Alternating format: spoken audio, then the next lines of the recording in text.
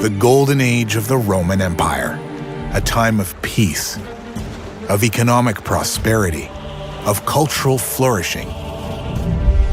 This is Anno 117, Pax Romana, the newest chapter in the award-winning franchise, its most ambitious installment to date.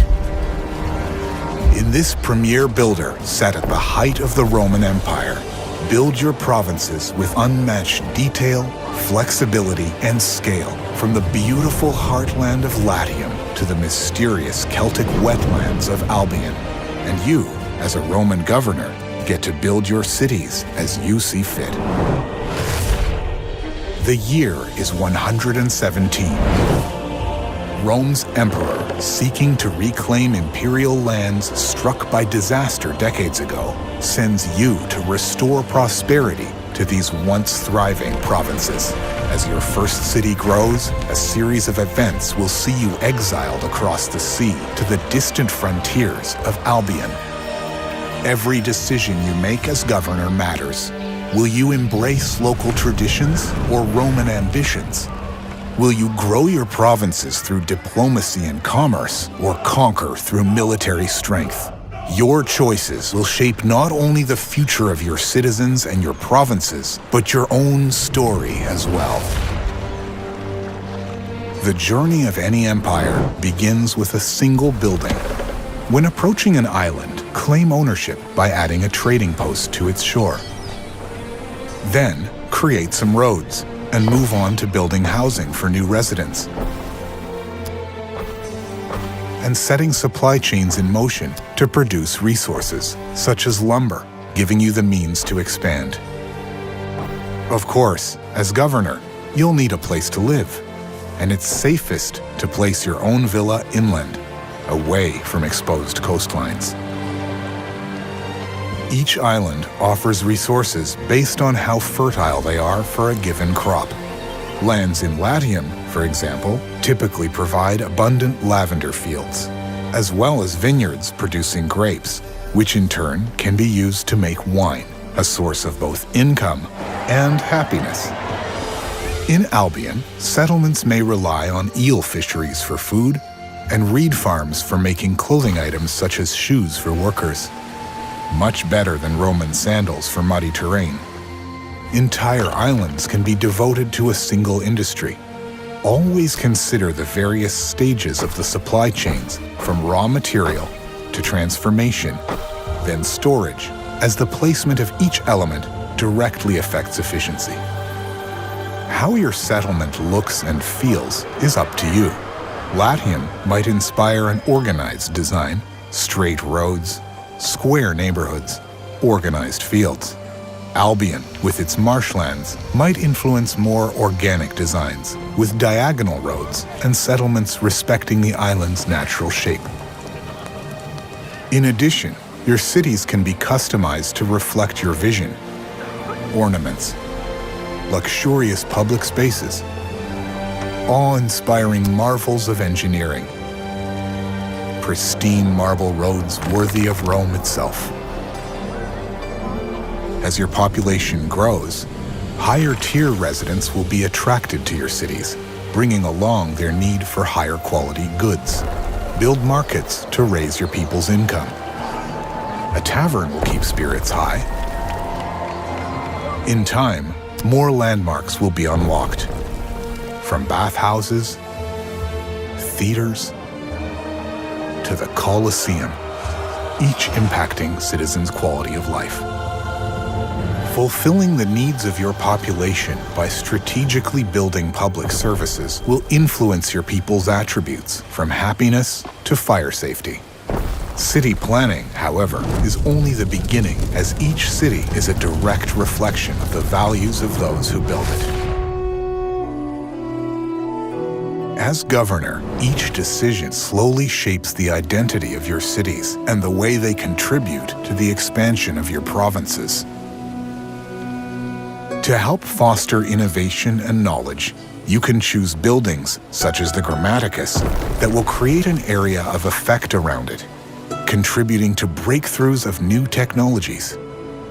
You choose how the knowledge you gain shapes your city's development. In the discovery tree, you decide if knowledge is used to enhance facilities, unlock new urbanism possibilities, and upgrade military units, each decision having a direct impact on gameplay.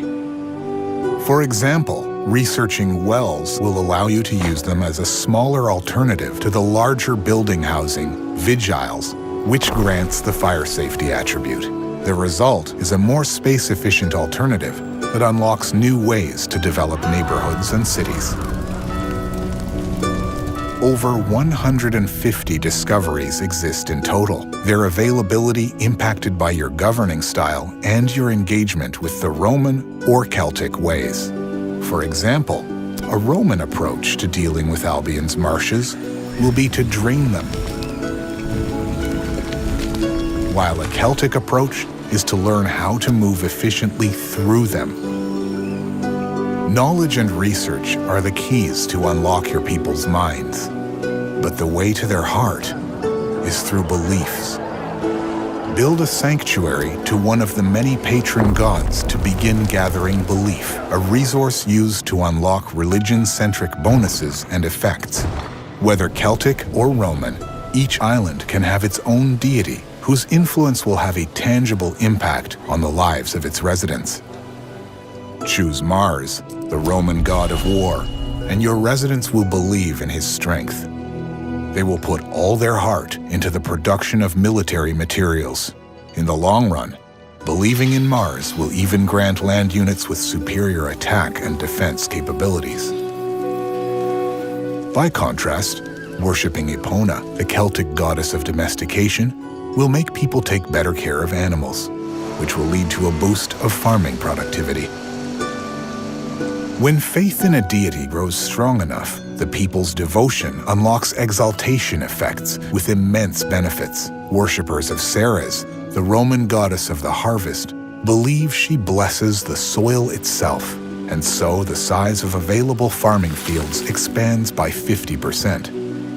Meanwhile, those who honor Mercury Lugus, the Roman god of commerce, trust in his guidance to uncover hidden riches, granting access to gold mines.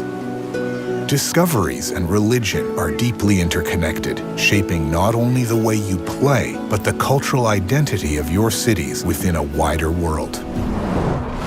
No province exists in isolation, and how you interact with other governors will heavily impact the prosperity of your provinces. Diplomacy is integral to success, as rivals, traders, and even raiders, each with their own ambitions, react to your choices. Trading with another governor will gain their favor, while fostering mistrust with their enemies. Build strong relationships with allies to open trade routes, or forge defense pacts, agreements that will come in handy if you were to anger other, more hostile figures. The echoes of your decisions will even reach the ears of the Emperor himself. Romanizing your land will earn you high praise and bonuses, while turning your back on Roman traditions might warrant the wrath of an entire empire. Whatever your choices, you had better be prepared for any outcome. Across the empire, some will thrive by peace, trade, and negotiation. But war may be the only language spoken by your rivals, and when diplomacy fails, you will need to be prepared for conflict. The backbone of your army is composed of land units, each category boasting both strengths and weaknesses against another type of military unit. Build barracks to train your first soldiers. Invest in the discovery tree and set up more advanced supply chains to enable more powerful units and unlock new possibilities. A varied army is key to reacting against any opposing forces. While you organize your land-based forces, naval warfare must not be neglected. Available from your shipyard, various models of ships can be upgraded and specialized thanks to unlocked technologies or belief in specific gods, like Neptune. Modular by nature, naval military units can be outfitted to your liking, influencing their durability, attack power, or maneuverability. Consider adding defensive structures around your cities, from simple wooden palisades to sturdy watchtowers, arranging them strategically to create choke points. Islands' natural features can even be leveraged for defensive purposes. Strong military strategy can secure dominance over your rivals or even the emperor himself if you choose to defy his rule, turn your back on the Roman ways, and provoke his ire. Friends can be invited as rival governors or join you under a common banner at the start or right in the middle of any game. Compete for superiority in PvP against the wits and strategies of other governors, or cooperate in PvE to rule together while defending your cities from AI-controlled rivals. Outside the campaign, an endless sandbox awaits, granting governors the freedom to decide every detail of their city-building endeavors. The difficulty of the challenges ahead, the rivals present on the map, and the starting province of your cities, for instance. Here, your cities can grow under the weight of formidable constraints, be allowed to flourish under lasting peace, or expand past the Empire's horizon. During year 1 of Anno 117 Pax Romana, your journey as governor will take you to the land of pyramids and pharaohs, and beyond. The choices you make, the designs you choose, the deities you worship, the wars you wage, or the peace you protect. This is your legacy. Build your Roman Empire.